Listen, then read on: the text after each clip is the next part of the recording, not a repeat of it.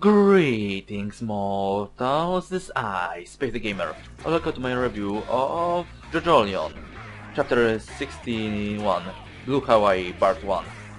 Yeah, and like you might have already guessed, Blue Hawaii is the name of the stunt that we saw the last two chapters. We begin with Jobin talking to that stone human, that guy who I totally forgot the name of. Oh, here it is, Dolomiti. Never mind. He tells him why he should attack Josuke. He just doesn't want him to find the missing Rokakaka branch. And that's pretty much it. Then we go back to Josuke and he's being chased by this old lady from before. And he also notices that the boy that was chasing him, Arion, is back to normal for some reason. I don't know why. Maybe it has something to do with the fact that Josuke trapped the tooth that the boy had in his soap bubble. But never mind that, the old creepy lady is still after him. And unfortunately we get a panty shot. A lot of them. Why? Araki, why? We don't need such panty shots. It's totally unnecessary. Josuke tries to talk to her, but unfortunately it ain't working, so he just decides to escape because, well, the lady is creepy and we can assume that if she touches him, he'll also turn into a zombie. So he just runs off and tries to find the user. And Josuke deduces that the user must be pretty close, so and he must be observing him, but we later learn that it is wrong because it's an automatic stance, so user may be wherever. I don't know, maybe he's observing Josuke, maybe not. But it's not a good situation. The old lady is still chasing him. Josuke barely manages to escape. Even when he goes up buildings, the lady just goes in straight line and even bangs her head against a wall. It looks really disturbing. Josuke had a lot of close calls. She almost touched his skin. She has stolen his boots. Unfortunately, Josuke wasn't directly touched, so it's all good. He even once used a shovel to punch her in the face. Shovel to the face!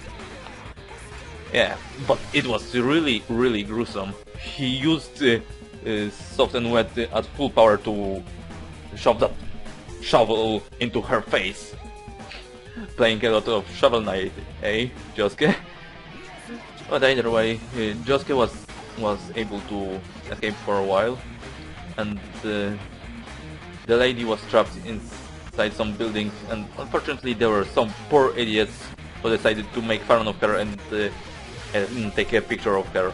Like, aren't you disturbed a little by the fact that this woman is banging her head against a wall and there's freaking blood everywhere and she looks like a zombie, and all they're doing is whipping out their phones and laughing?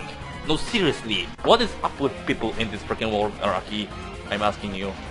Just successfully escaped, but he now thinks to himself how to get out of this predicament. He comes to the conclusion that someone in the Higigitashka house must have been behind this, because they're the only ones who could have seen Josuke and Norisuke talk about the plant uprising. So calling the Higigitashka house is out of the question, so he calls Yasuho. Hey Yasuho! We haven't seen her like for a year. I almost totally forgot she's here. And she's like a main romantic interest of the protagonist, isn't she? But whatever. That's the charm of having a monthly manga that also goes on a monthly hiatus once in a while. I mean, 2-month hiatus, but whatever. So he calls Yasuho to ask her for help. He tells her to go to that place where he left the tooth in a bubble and use her ability Paisley Park to examine the tooth and find the user somehow through a DNA check or something. I'm not sure how even that stunt of hers worked. Last time it gave her directions, asked her questions. It's really a freaking weird stunt. It's the new King Crimson. How the hell does it work? Am I right? So after calling her, Josuke decides to go back to the plant uprising ban, but unfortunately there are many people who act weird and he suspects that they're also affected.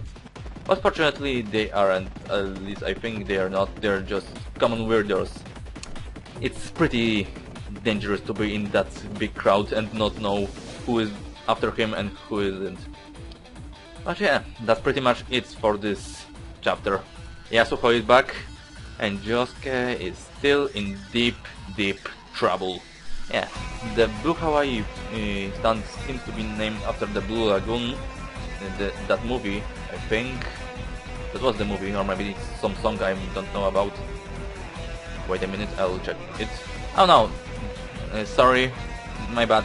It isn't a reference to Blue Lagoon, it's a reference to an album of Elvis Presley.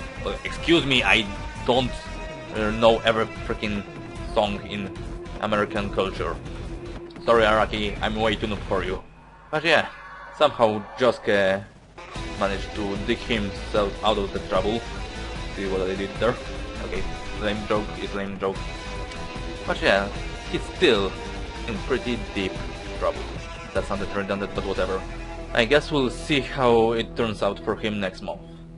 So until then, if you liked my review/reaction, then please like, rate, comment and subscribe. And follow me on social media. And be sure to check out my next reviews. That has been all for today. Space the Gamer signing out. Peace, folks!